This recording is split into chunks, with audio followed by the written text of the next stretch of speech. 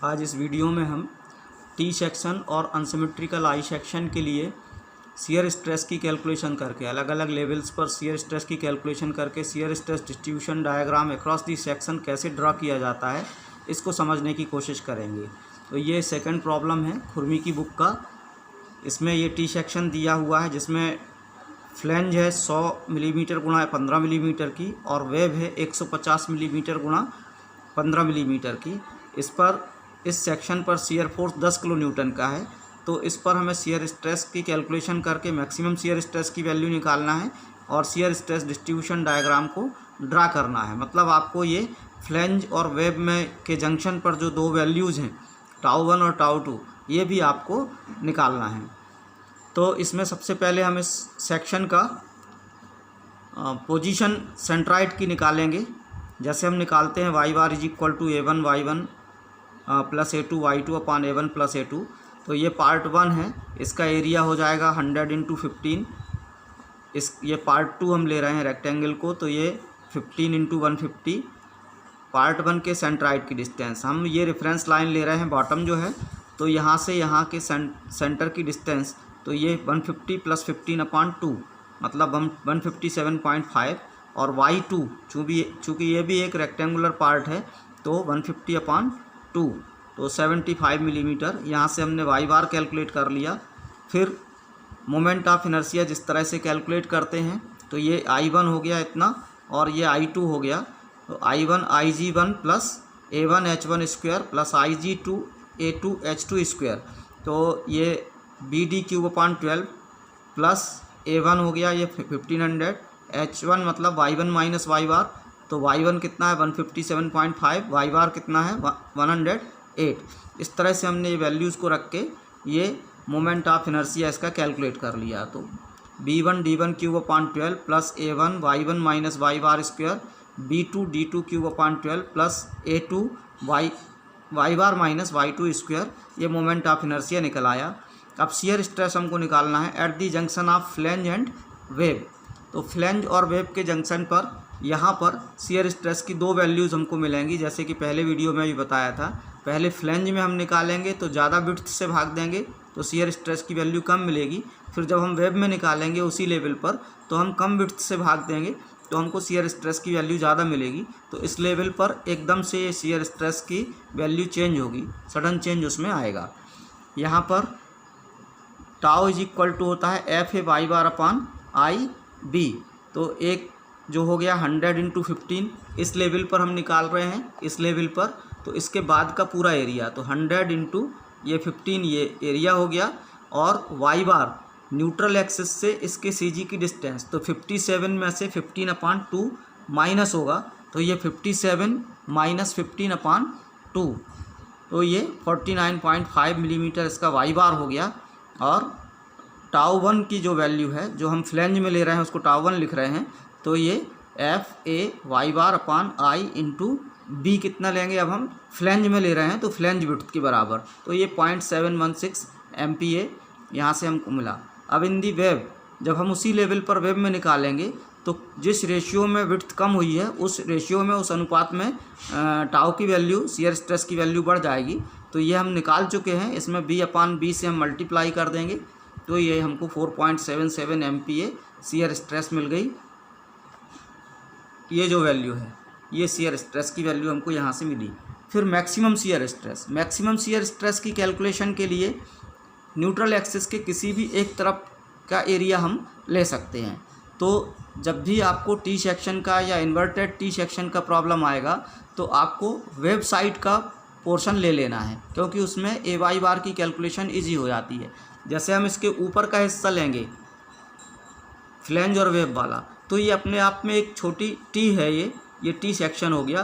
तो हमें इसका अलग से ए वाई बार निकालना पड़ेगा। लेकिन यदि हम इसके नीचे का हिस्सा ले रहे हैं, हमें इस लेवल पर कैलकुलेट करना है, हम इसके बिहाइंड दी लेयर कंसीडर्ड जो भी एरिया है वो कंसीडर करना है। तो कोई ज़रूरी नहीं है कि हम इसको लें, हम ये भी एरिया ले सकते हैं। तो टी में हमेशा टी सेक्शन के मैं टाउ मैक्स की कैलकुलेशन करने में हमेशा ये ज़्यादा आसान होता है वेब वाला पोर्शन लेने का।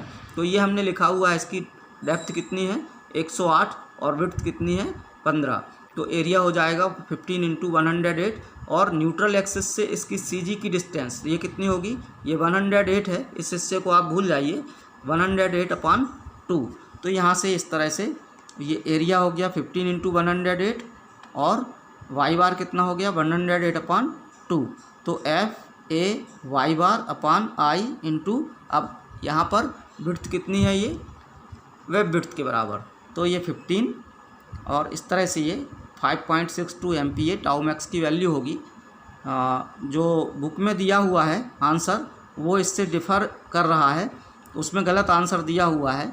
अब या तो उसमें सेक्शन की डायमेंशंस अलग हो सकती हैं या शियर फोर्स की वैल्यू कुछ और होना चाहिए थी जो कि 10 किलो न्यूटन दी है, वो कह नहीं सकते कि उसमें क्या अंतर है, लेकिन ये सही आंसर है 5.62 MPa। जब हम डायग्राम ड्रा करेंगे तो ये रेक्टेंगुलर पोर्शन है, पैराबोलिक वेरिएशन होगा, फिर यहाँ पर जो सडन चेंज होना है वो सडन चेंज 0.716 से 4.77 और यहाँ न्यूट्रल एक्सिस पर मैक्सिमम बनाते हुए ये, चूँकि ये भी एक रेक्टेंगुलर पोर्शन है तो यहाँ भी वेरिएशन पैराबोलिक होगा। तो इस तरह से इसका shear stress distribution diagram draw किया जाएगा अक्रॉस दी सेक्शन। ये उसी एक्सरसाइज का थर्ड प्रॉब्लम है, इसमें अनसिमेट्रिकल आई सेक्शन का प्रॉब्लम दिया हुआ है। अनसिमेट्रिकल आई सेक्शन की डायमेंशंस दी हुई हैं, top flange 130 mm by 50 mm, bottom flange 200 mm by 50 mm और वेब जो है वो 200 mm बाई 50 mm। तो ये हमने ड्रा कर लिया और इस पर शियर फोर्स की वैल्यू दी हुई है 50 किलो न्यूटन। तो इसके लिए हमें शियर स्ट्रेस की वैल्यूज़ कैलकुलेट करना है अलग अलग लेवल्स पर और टाउ मैक्स की वैल्यू कैलकुलेट करना है और शियर स्ट्रेस डिस्ट्रीब्यूशन डायग्राम को ड्रा करना है। तो सबसे पहले हम इसमें position of centroid of I section A1 y1 plus A2 y2 plus A3 y3 upon A1 plus A2 plus A3। अब यहाँ पर ये A1 हो गया 130 इंटू 50, फिर A2 50 इंटू 200 और A3 200 इंटू 50। y1 कितना होगा, हम बॉटम को रेफरेंस लाइन ले रहे हैं तो यहाँ से यहाँ तक 50 प्लस 200 प्लस 50/2, यहाँ तक हमको जाना है। तो 50 प्लस 200 प्लस 50/2। फिर y2 कितना होगा, यहाँ से यहाँ तक 50 प्लस 200 का हाफ, तो y2 हो गया। और y3 कितना होगा, ये 50/2। तो इस तरह से हमने ये सब लिख लिए, y1 y2 y3, A1 A2 A3 हमने लिख लिए और y बार को हमने कैलकुलेट कर लिया, जो कि बॉटम से हमको कितना मिला 133.5 मिलीमीटर। टॉप से भी हम उसको लिख सकते हैं, टोटल 300 है, 300 में से 133.5 को माइनस कर दिया तो 166.5। इसकी हमें ज़रूरत पड़ेगी तो ये हमने -50 करके लिख लिया यहाँ पर 116। ये 50 है तो ये बचा कितना 166.5 में से 50 निकल गया तो 116.5 मिलीमीटर। आई की वैल्यू इसमें प्रॉब्लम में दी हुई है, हालांकि आप कैलकुलेट करेंगे इसको तो इससे थोड़ी डिफरेंट वैल्यू मिलेगी, लेकिन चूंकि प्रॉब्लम में हमको ये वैल्यू दी है इसलिए हमें इसी से उसको हल करना है। तो shear stress at the junction of top flange and web in the flange, टाउ1 कितनी होगी FA/y/IB। अब उसके लिए एरिया कितना है, F का मान तो 50 किलो न्यूटन दिया हुआ है, न्यूटन में लिख लिया उसको हमने। एरिया कितना है, जो टॉप फ्लेंज का एरिया है 130 इंटू 50 6500 मिलीमीटर स्क्वायर। जब हम वाई बार निकालेंगे, वाई बार मतलब जो एरिया कंसीडर्ड हम कर रहे हैं उसके सेंट्राइड की डिस्टेंस न्यूट्रल एक्सिस से, ये आपको ध्यान रखना है। ये वाई बार और इस वाई बार में आपको कंफ्यूज नहीं होना है, ये वाई बार अलग है।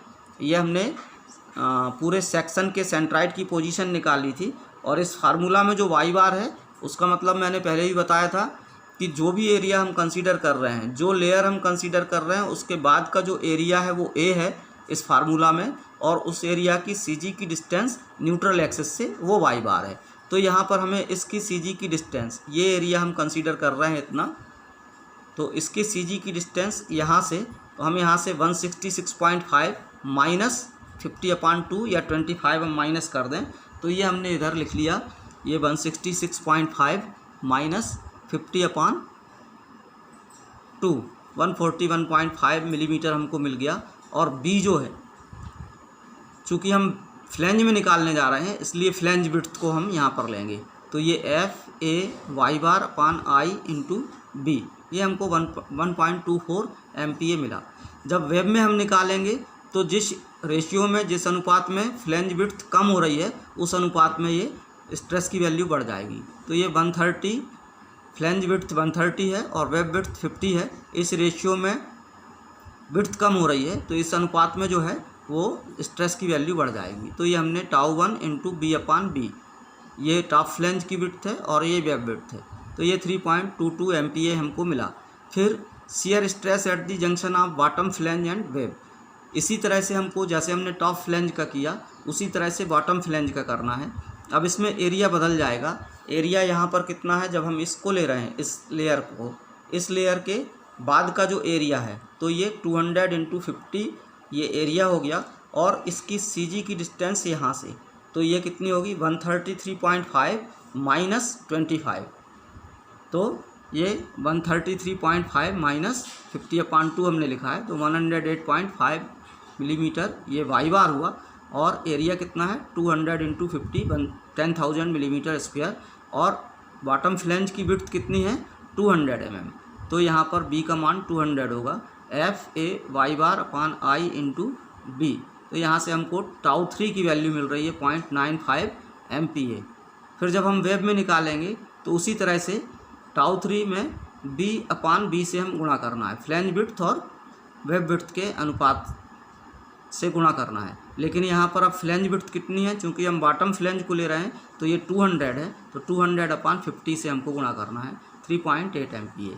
मैक्सिमम शियर स्ट्रेस निकालने के लिए आपको ध्यान देना पड़ेगा, चूँकि ये अनसिमेट्रिकल आई सेक्शन है, इसलिए न्यूट्रल एक्सिस के हम किसी भी तरफ को से कैलकुलेशन करना चाहे हम ऊपर से, न्यूट्रल एक्सिस के ऊपर से हम कैलकुलेशन करना चाहें इस पार्ट से, चाहे इस पार्ट से, ये अपने आप में हमें एक टी सेक्शन मिल रहा है दोनों तरफ। तो इसका ए वाई बार हमको निकालना पड़ेगा, चाहे हम ऊपर से कैलकुलेट करें न्यूट्रल एक्सिस के, चाहे न्यूट्रल एक्सिस के नीचे से हम कैलकुलेट करें, कोई भी एरिया लें, तो इसका ए वाई बार हमको निकालना पड़ेगा। तो इसके लिए हम क्या करेंगे, फिर से अब सिर्फ इतना टी है, इसको हम इतनी टी सेक्शन मान लें और इसका हम ए वाई बार निकालें। तो हमको मालूम है वाई बार बराबर क्या होता है, A1 Y1 plus A2 Y2 upon A1 plus A2। A1 plus A2 क्या होगा, इतने का एरिया हो गया, ए हो गया, तो ए को हम इधर ले आए, तो ए वाई बार बराबर हमको डायरेक्ट मिलेगा A1 Y1 plus A2 Y2। तो यहाँ पर आपको देखना है, ये हमने A1 लिया 130 गुणा 50, ये A1 हो गया, और Y1 यहाँ से यहाँ तक की डिस्टेंस, तो ये कितनी होगी 116.5 है ये, और प्लस 25, तो 141.5, या इधर से हम निकालें 166.5 माइनस 25, तो 141.5। तो ये A1 और Y1 और A2 Y2 कितना होगा, ये पार्ट 2 है इसका, तो पार्ट 2 का एरिया 50 इंटू 116.5 ये एरिया होगा, सिर्फ इतना हिस्सा ले रहे हैं हम, A2 ये है हमारा, तो 50 इंटू 116.5 ये हो गया A2, और Y2 यहाँ से इसके CG की डिस्टेंस, तो 116.5/2, ये 116.5/2। यहाँ से हमको ए वाई बार मिला। बी हमको मालूम है कि यहाँ पर चूँकि हम इस लेयर पर निकाल रहे हैं इसलिए ये 50 है, तो एफ ए वाई बार ये हो गया F A Y bar I B, तो यहाँ से 4.42 MPa। आप इसकी कैलकुलेशन जो है आप न्यूट्रल एक्सिस के नीचे वाले पोर्शन से भी कर सकते हैं। तो इसमें जब हम A1 Y1 plus A2 Y2 लिखेंगे ए वाई बार निकालने के लिए, तो A1 कितना होगा 200 गुणा 50, आपको इस तरह से भी करके देखना चाहिए। तो 200 गुणा 50, और Y1 कितना होगा यहाँ से यहाँ तक, तो ये कितना होगा 108.5 जो कि निकाला था। तो ये जो डेप्थ है ये कितनी बची, अब 133.5 है, उसमें से 50 माइनस हो गया तो 83.5। तो A2 Y2 हम लिखेंगे, तो A2 कितना होगा 50 इंटू 83.5, और ये Y2 यहाँ से न्यूट्रल एक्सिस से यहाँ तक की डिस्टेंस ये 83.5/2। इसको जब आप कैलकुलेट करेंगे तो इतना ही आपको मिलेगा ए वाई बार का मान। तो टाउ मैक्स की वैल्यू जो है, चाहे आप न्यूट्रल एक्सिस के एक साइड से कैलकुलेट करें चाहे दूसरे साइड से, आपको टाउ मैक्स की वैल्यू उतनी ही मिलेगी। ये इसका डायग्राम है। डायग्राम ड्रा करते समय हमने आपको बताया था कि जो बॉटम, यदि जो फ्लेंज हैवी है उसकी ये वैल्यू कम आती है लेकिन ये वैल्यू ज़्यादा आएगी।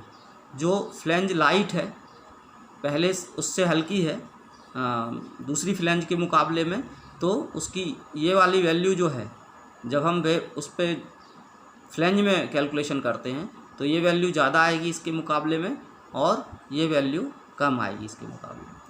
तो ये चीज़ें आपको कुछ ध्यान रखना है। ये रेक्टेंगुलर पोर्शन है तो पैराबोलिक वेरिएशन, यहाँ भी पैराबोलिक वेरिएशन, ये भी रेक्टेंगुलर पोर्शन है तो ये भी पैराबोलिक वेरिएशन होगा। ये वैल्यूज़ को लिखते हुए आपको ठीक से डायग्राम को ड्रा करना है, मैक्सिमम को न्यूट्रल एक्सिस पर शो करते हुए। अब ये एक प्रॉब्लम मैंने आपको दिया है, इसको आपको हल करना है। आंसर्स दे दिए हुए हैं आपकी सुविधा के लिए, इसको आपको हल करना है। I section consists of top flange 60 mm by 10 mm का टॉप फ्लेंज है, 120 mm बाई 10 mm की वेब है और 120 mm बाई 10 mm की बॉटम फ्लेंज है और इस पर 50 किलो न्यूटन का शियर फोर्स है। तो इसी तरह से इस प्रॉब्लम को भी हल करके देखना है। इसमें आपको मैक्सिमम शियर स्ट्रेस की वैल्यू निकालते हुए और टाउ 1, टाउ 2, टाउ 3, टाउ 4 की वैल्यू निकालते हुए शियर स्ट्रेस डिस्ट्रीब्यूशन डायग्राम को ड्रा करना है। ये वैल्यूज़ हमने यहाँ पर आंसर लिख दिए हैं, इनको आपको चेक करना है कि ये सही है या नहीं है और डायग्राम को ड्रा करना है।